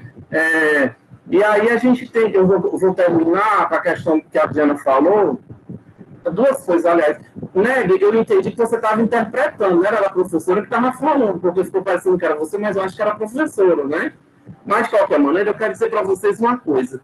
Não tem uma pessoa nessa universidade que tenha batalhado e enchido mal o saco da administração superior sobre essa questão do presencial. Nós não estamos tratando de presencial. Inclusive, nós brigamos pelos nossos terceirizados, que são, por exemplo, invisibilizados nesse processo todo. E estão trabalhando desde a metade de junho passado. Estão lá, na reunião. E a gente brigou por eles. Mas, infelizmente, a gente sabe das condições de trabalho desses trabalhadores e eles tiveram que retornar. Né? E, assim, não está no nosso planejamento presencial, por enquanto. Não sei daqui para frente, porque, obviamente, mais na frente, mas isso vai depender de quê? Da pandemia. As pessoas ficam falando, vamos. Não, peraí, e a pandemia? Né? Então, realmente, todo o planejamento do CH é para retorno remoto. Né? E aí eu queria terminar, Diana, eu acho que eu vou conversar com a Márcia, que é a nossa psicóloga. A Márcia, ela tem feito um trabalho bom, ela fez um atendimento psicológico durante esse tempo, conseguiu o apoio, liberação do conselho, porque o conselho de psicologia não está permitindo. Mas aí eu vou conversar com ela.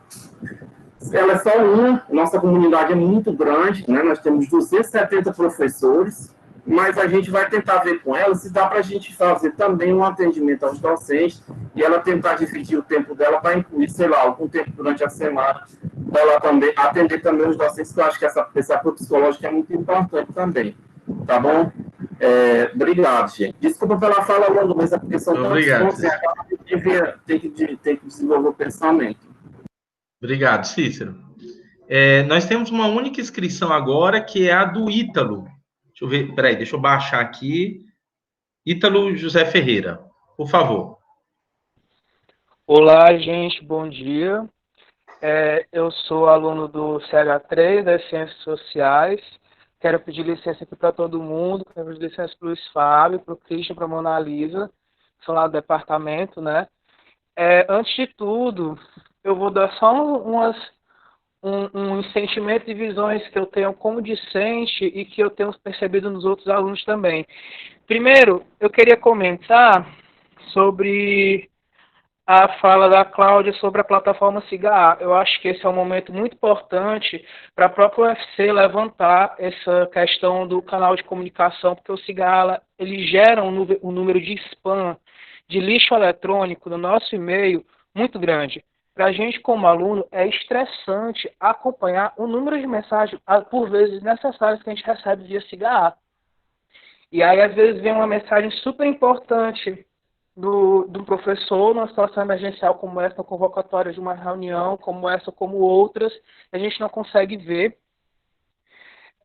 A questão da resistência ao ensino é realmente uma coisa que a gente está pensando enquanto estudante, principalmente porque em alguns casos, como no CH3, a gente vê um enfraquecimento, um esvaziamento da participação estudantil, a gente não se sente amparado pelas representações estudantis de lá, e a gente também vê uma certa forma, um desamparo de alguma parte da coordenação que está fazendo o seu possível, mas realmente não está dando conta, e a gente entende, também não é culpa de vocês, mas realmente não está funcionando, não está funcionando.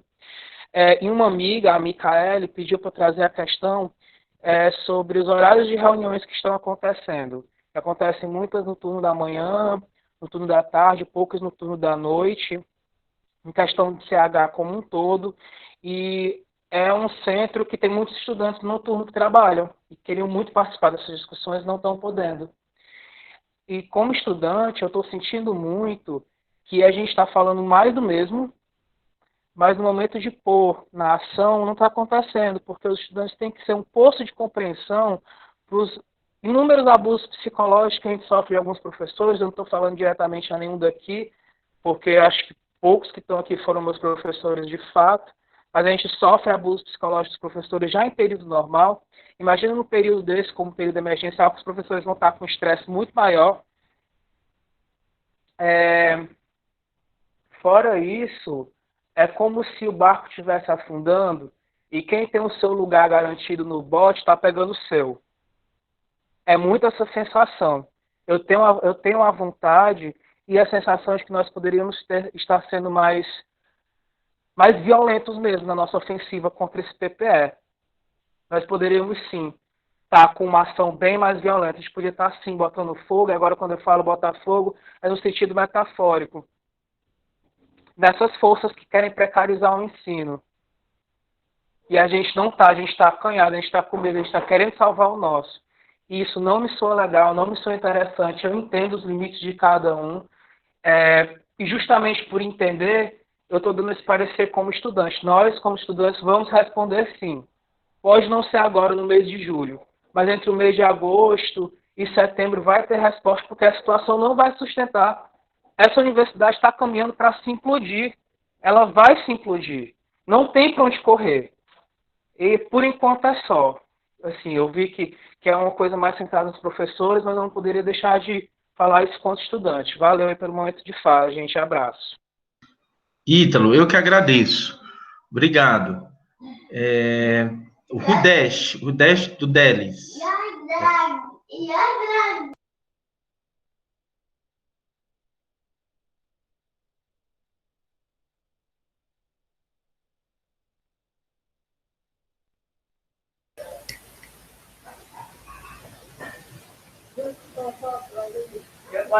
É o professor Rundet. Pronto, professor Rundet, por favor. Eu estou procurando ele. Ai, está aqui.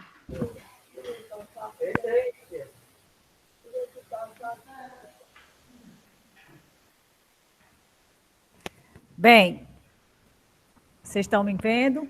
Bom dia a todos e a todas, professores e alunos. Eu vi a discussão, vi a sugestão de cada um, veio a questão emocional, e nós tivemos uma reunião aqui do DELIS, né, do Departamento de Letras Libras, discutimos, né, a gente viu o maior problema também emocional, né, nós professores, e a nossa maior preocupação também os cursos de Libras, né, licenciatura de Libras. Como é que a gente vai fazer essa comunicação com aqueles alunos ouvintes que estão aprendendo, né? A disciplina Libras nas licenciaturas, né? Isso. E como é que a gente vai discutir isso, porque a gente tem um problema da solicitação de intérprete, então eu vejo que a direção, né, a reitoria vai entregar esse chip, mas alguns não sabem mexer em tecnologia, não tem um aparelho acessível, e o que a gente percebe também, alguns alunos são autistas, né? E aí, como é que vai suceder essa parte aí remoto, né? Eu vejo que a acessibilidade, assim, para o intérprete acompanhar, está sendo difícil, né? A demanda é grande. Não está sendo fácil, né? Não é uma coisa assim que é simples. Muita dificuldade, sim, essa parte remota, eu concordo com todos. Mas a questão da Libras ainda fica difícil. Não dá para ser presencial, né? Eu sou a minha família de risco, né? Meus pais são idosos, tenho sobrinhos pequenos aqui, vejo aqui a professora Margarida também tem os pais delas que são idosos, então cada um de nós temos ainda o problema familiar, né? E não está sendo fácil essa parte remoto, né? E principalmente na questão da língua de sinais, da Libras, porque a gente trabalha muito visual, então tem muitos receios, né? Eu vejo também os alunos reclamam também, e a disciplina de Libras está sendo difícil colocar isso remoto, e quando a gente faz aquela interação, não dá certo no virtual, e acabam, né, confundindo, não está tendo qualidade. É ruim isso. Então, é isso que eu estou querendo colocar, e para vocês entenderem como está essa parte no curso de Libras. Obrigada pela atenção. Muito obrigado pela observação. Muito obrigado mesmo. Nayara.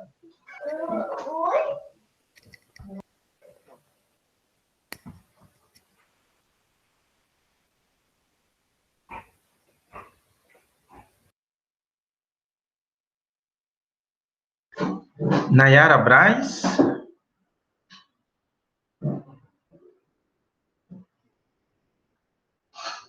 Tá aqui a questão dela. Numa assembleia da DUFS, houve uma discussão acerca da possibilidade de indicativo de greve por parte dos docentes.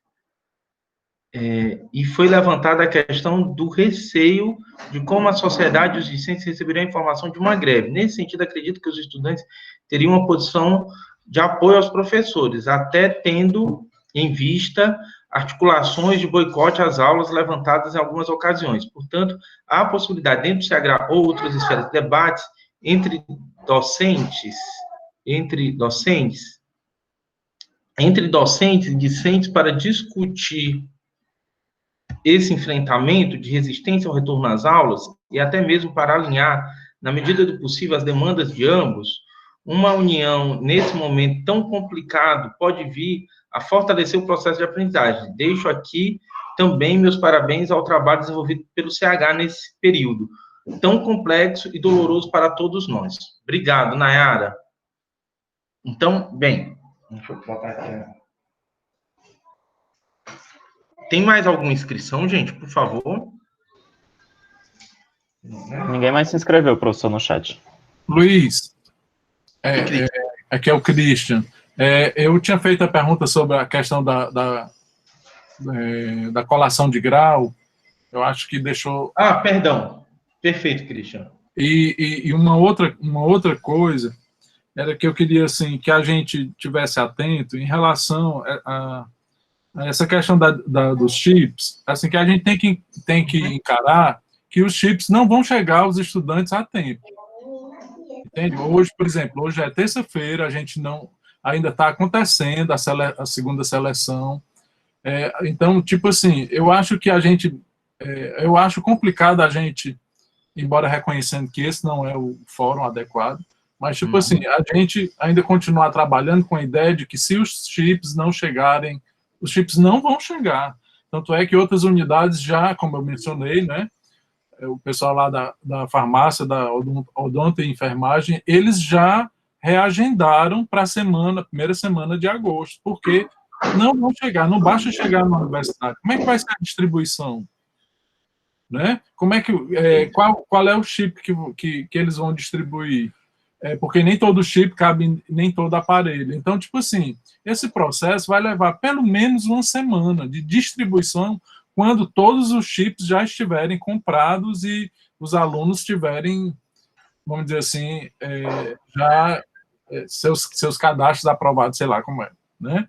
Então, assim, eu acho que a gente deixar para sexta-feira tomar essa decisão vai ser, tipo assim, vai desmotivar um trabalho que, sabe, por exemplo, essa semana lá nas Ciências Sociais, né, por iniciativa da professora Daniela, uma série de vídeos de boas-vindas foram gravados, né? Então, tipo assim, é um trabalho que fica meio comprometido, né? Porque, assim, não adianta a gente se iludir, os chips não vão estar com os alunos na segunda-feira. Portanto, então, assim, aquele mínimo com o qual a gente acabou concordando, né?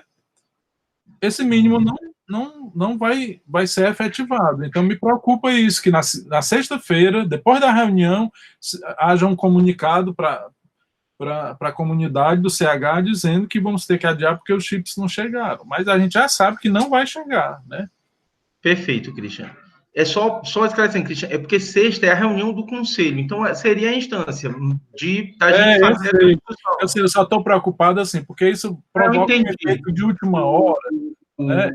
E que não é legal. Pronto. Eu vou permitir que o Cícero fale durante 2 minutos sobre o tipo... É rápido, Luiz. Desculpa. Não, Christian, você está certíssimo. Isso aí nós já tínhamos fechado, Luiz Fábio e eu. Ficou parecendo que nós não vamos esperar, já tinha combinado com ele. Só para a gente contextualizar. Eu escrevi a pró-reitora de graduação e eu disse a ela, olha, se não chegar os chips, nós não vamos começar, nós vamos adiar. E aí ela disse que até quarta-feira chegaria. É óbvio que não vai chegar. Mas para depois ela... Não, é claro que não. Mas para não dizer assim, olha, você se precipita. Eu vou esperar. Amanhã a gente já está pronto para fazer esse adiamento. Inclusive, sem esperar pelo conselho. O Luiz Fábio, a gente já tinha combinado isso, que a gente já ia mandar um comunicado a partir da quarta-feira, no caso de não haver chegado esses chips, e avisar de que nós vamos transferir para o dia 3. A gente estava trabalhando muito, por exemplo, para a semana do reacolhimento ser semana que vem, mas inclusive nos dá mais tempo para a gente trabalhar todo o material e reorganizar para a semana do dia 27, e aí começarem as aulas no dia 13. Fique tranquilo com relação a isso, que a gente está atento. Eu concordo demais com você, a gente não vai esperar para sexta-feira, viu? A gente já tinha combinado, Luiz Fabio, de que amanhã seria o limite, e aí a partir de amanhã a gente já ia começar a dar o comunicado e explicar às pessoas que a gente ia adiar para o dia 3. Tá bom? Obrigado. Eu acho que a gente não pode abrir mão desse mínimo, não pode abrir mão. Não, de jeito nenhum, não se preocupe. Aliás, eu queria dizer que eu estou cobrando diretamente a administração a questão da ampliação desse pacote que eles chamam de... Como é que eles chamam? De inclusão, né? Um pacote de inclusão. Digital, é.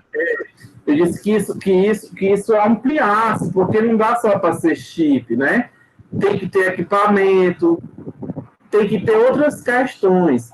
E aí eu falei, e segundo estão dizendo, mas aí a gente já sabe, né, que você veja, prometeram que chegava o chip, né? E não chegou. Então a gente lida muitas vezes, às vezes, com promessas, com fala, mas assim, a gente né, dá a boa fé. Eu acho que eles estão se esforçando, tentando, porque é o interesse deles, que aconteça.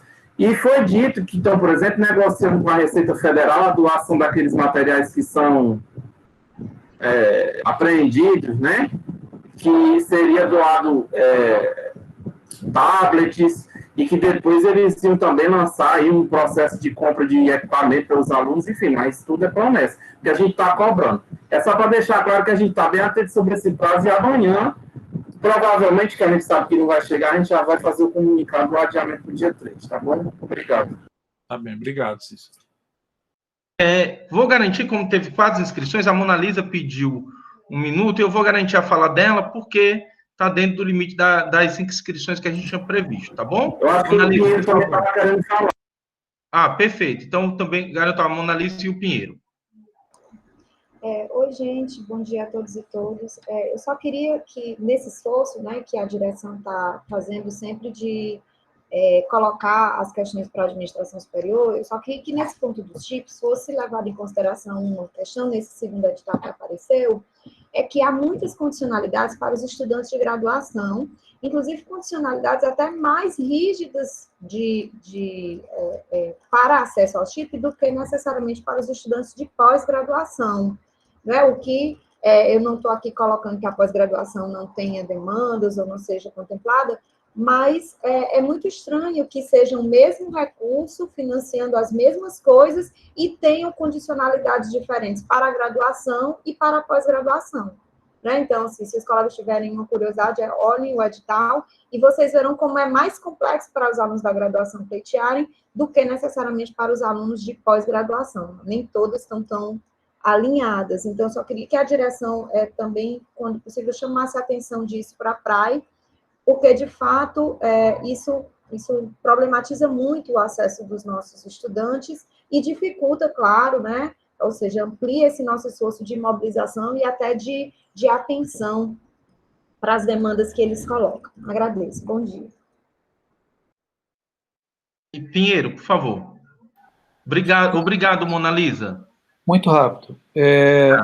Está correta a posição do Cícero e do Fábio em já fazer a antecipação, mas é fundamental para a proteção da direção que essa questão seja pautada também na reunião do centro. Então, eu estou propondo que, mesmo vocês tomando a atitude de referendo, que vocês submetam a reunião do centro para que não caia nenhum desgaste sobre vocês dois enquanto nossos representantes. É só essa preocupação.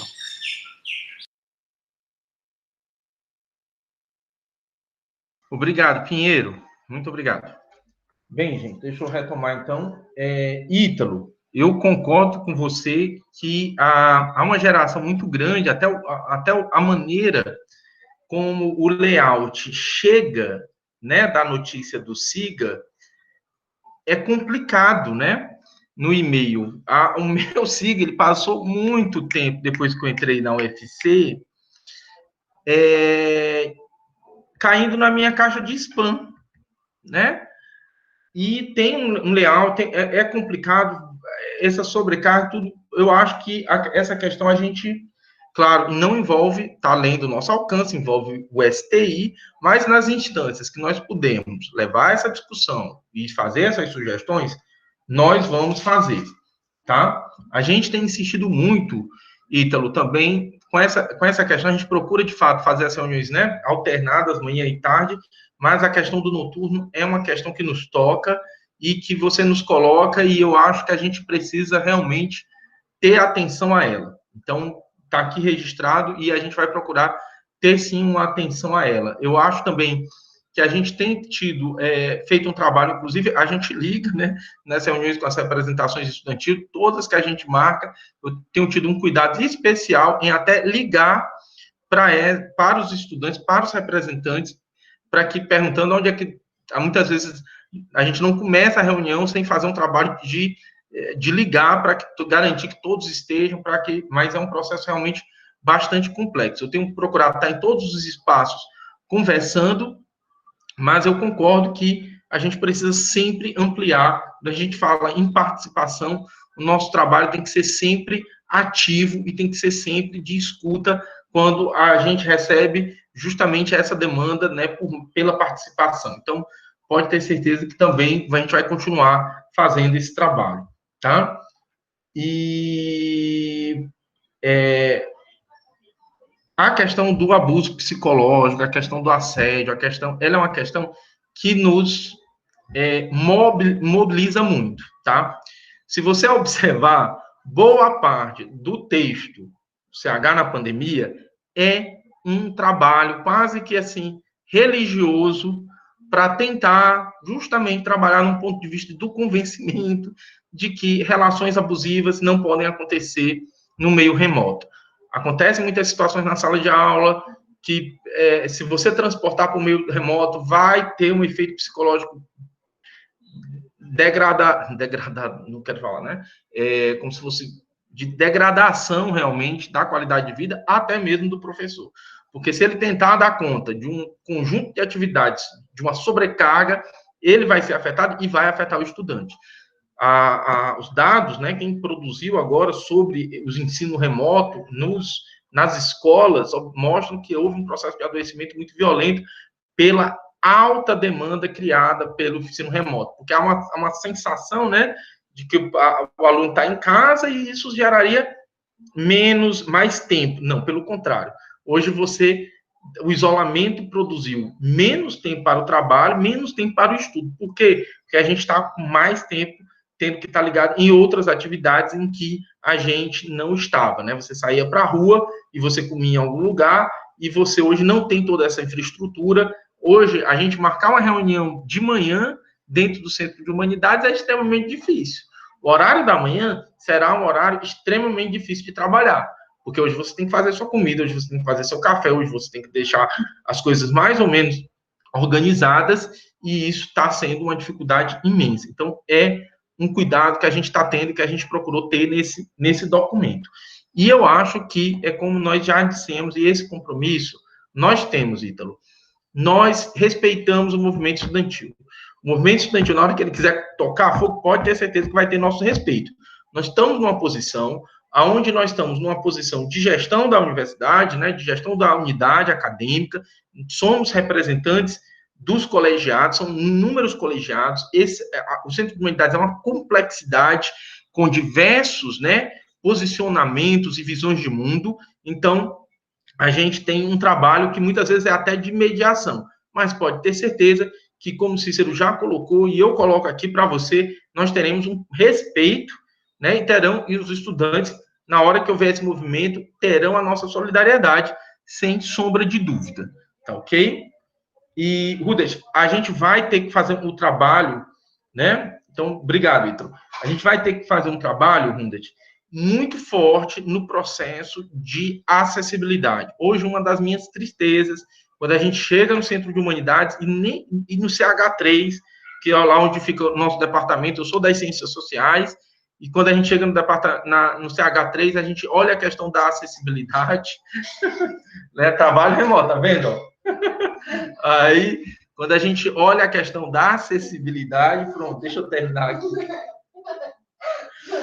quando a gente olha a questão da acessibilidade, ela é extremamente difícil. Ela é extremamente difícil porque ela nos coloca diante realmente de um desafio muito grande dentro desse processo.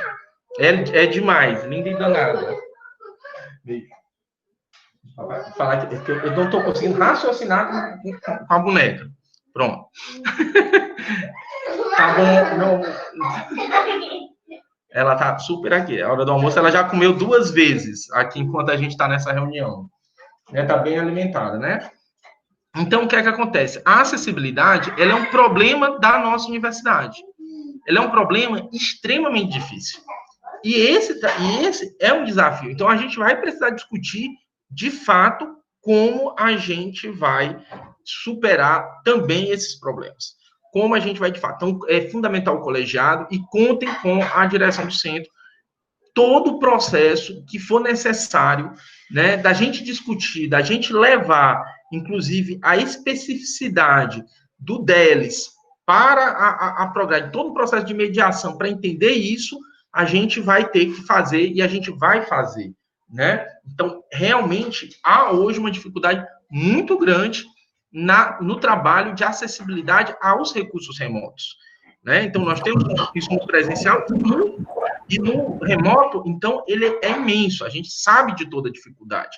E a gente vai trabalhar, vai fazer um trabalho muito forte para tentar superar e contornar essas atividades. Você está... Não, eu queria dizer que, inclusive, naquela reunião do dia 3, eu coloquei essa questão. É bem importante lembrar que foi o CH que conseguiu esse adiamento, porque as demais unidades... A reitoria queria dia 20 de junho, minha gente, o retorno das atividades.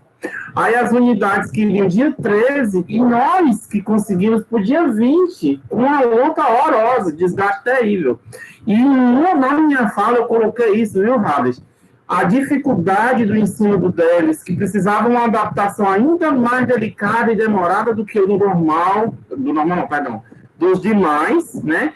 E isso ia demandar mais tempo de nós, CH, e do DELES. E a acessibilidade que atende a universidade inteira precisava ter esse tempo. Mas é o que eu estou dizendo, a necessidade de fazer acontecer. E a gente, dentro dessas condições, tem lutado, né, para conseguir o mínimo, né?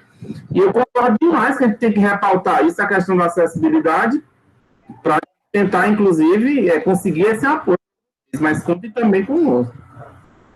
Perfeito. Então, é um compromisso e a gente vai estar atento a ele, porque tem esse trabalho, inclusive, até de ver a questão dos programas, né? Eu acho que até uma conversa sobre essa dinâmica que inclui outras unidades, a gente vai precisar fazer. Então, obrigado, ainda está aqui já na nossa lista aqui de providências para a gente pensar.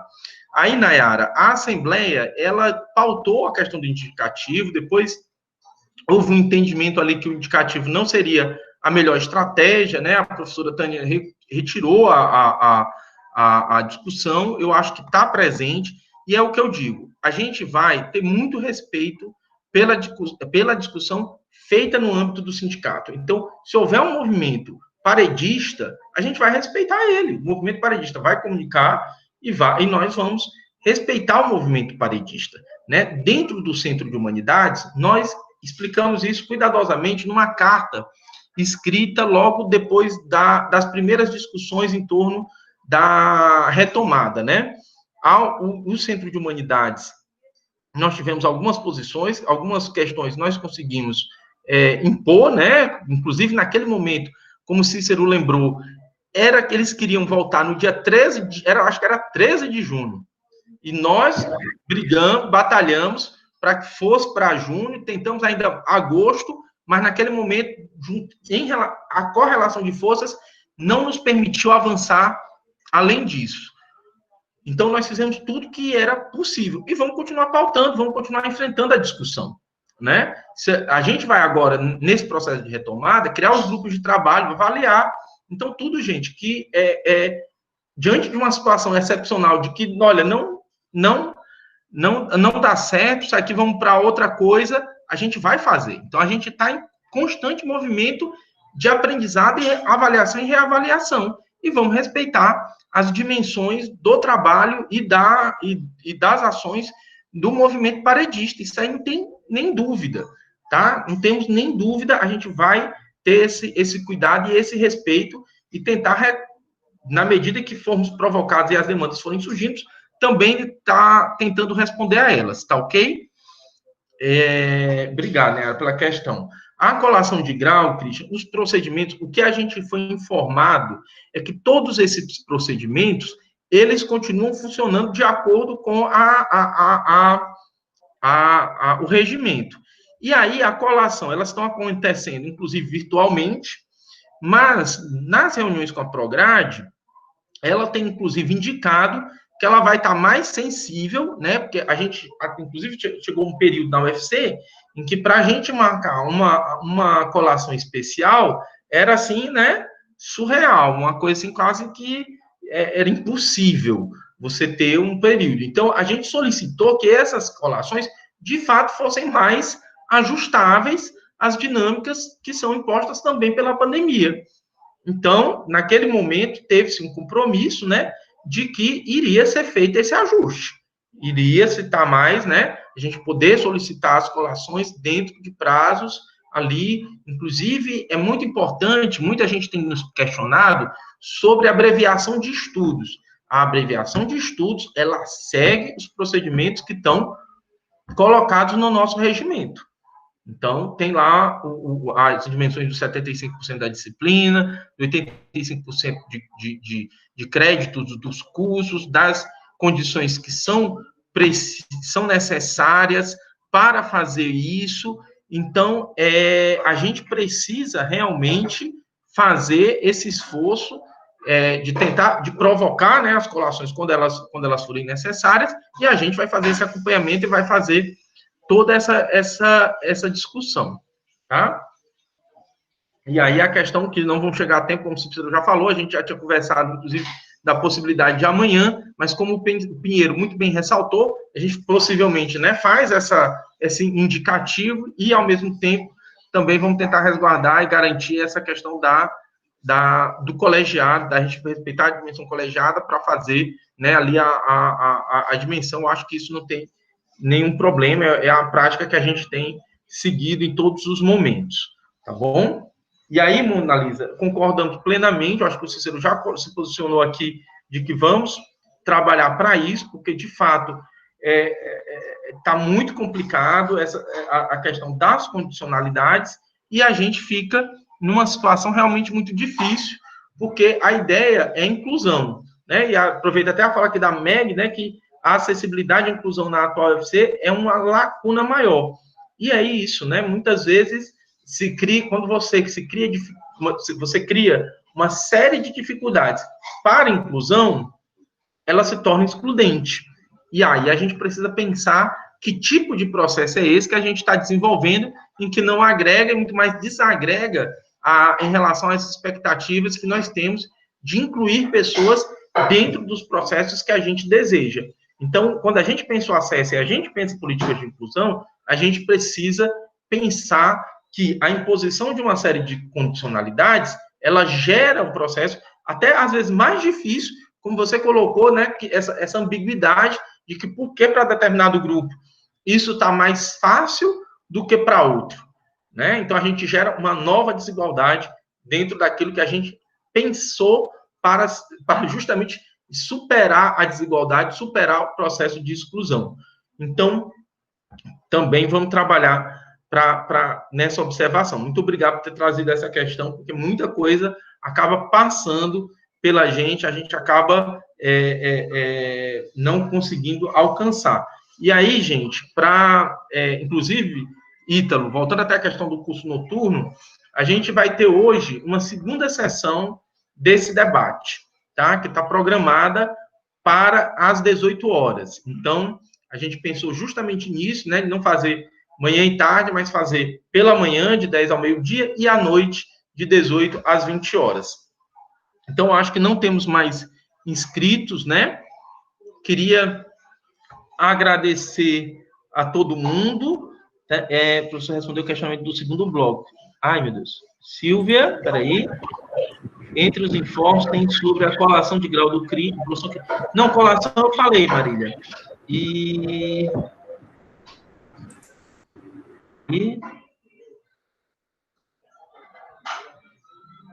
o retorno será remoto para os técnicos também?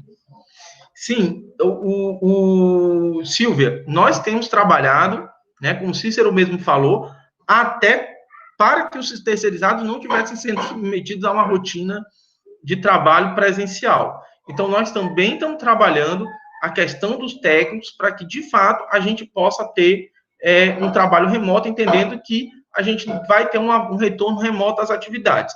Obviamente, tudo isso depende dessa correlação de forças, né, nessa luta para a gente... Já passo a palavra, para a gente...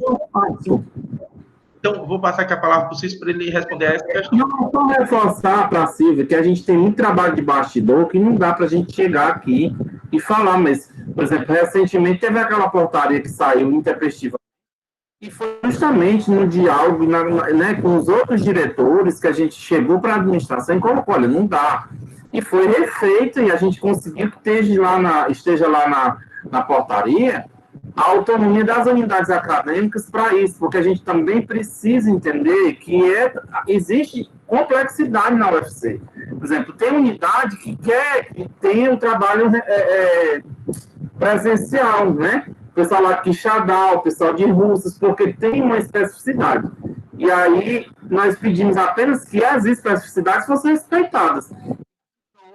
Que as demais unidades tivessem autonomia para dizer, não, nós não precisamos de retorno presencial. E garantimos isso, está lá na portaria, e a gente não está falando em retorno presencial, viu? Nem de técnico, nem de docente. Infelizmente, não conseguimos garantir dos nossos resultados, mas a realidade está posta. Em relação a docentes e técnicos administrativos e estudantes, porque no ensino remoto também a gente não está falando de retorno presencial.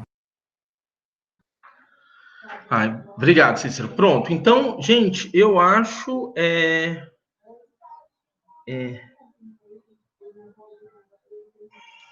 Pronto. Eu acho que não temos mais inscrição, correto?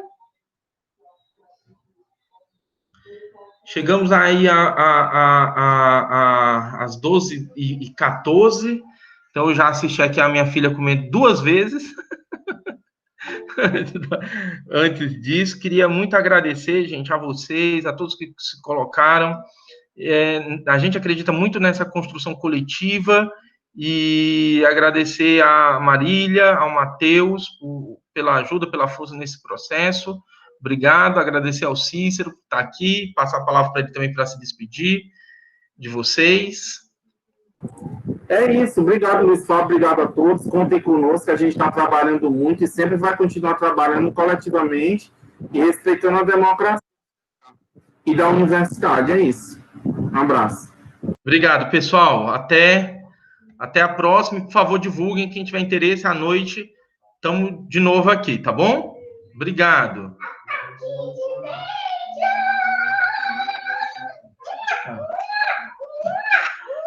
Encerrando com um ataque de beijos.